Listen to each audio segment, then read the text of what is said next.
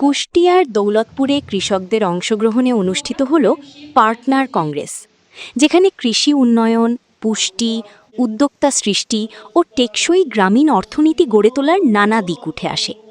Programme agricultural and rural transformation for nutrition, entrepreneurship and resilience in Bangladesh partner প্রকল্পের আওতায় বুধবার 22 April দুপুরে উপজেলা পরিষদ অডিটোরিয়ামে এই কংগ্রেস অনুষ্ঠিত হয়। কুষ্টিয়া দৌলতপুর থেকে আব্দুল আলীম সাচ্চুর প্রতিবেদনে দেখুন বিস্তারিত।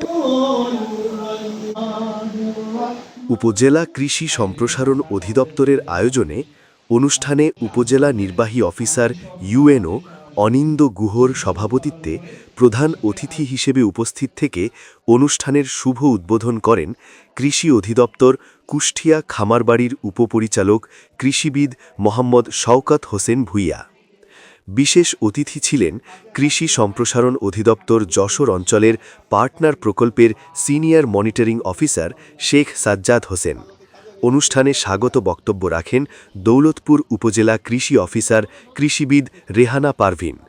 এ সময় উপজেলা অতিরিক্ত কৃষি অফিসার মোহাম্মদ আলী আহমেদ সহ শতাধিক কৃষক, বিদ্যালয় প্রতিনিধি, সংবাদকর্মীরা উপস্থিত ছিলেন।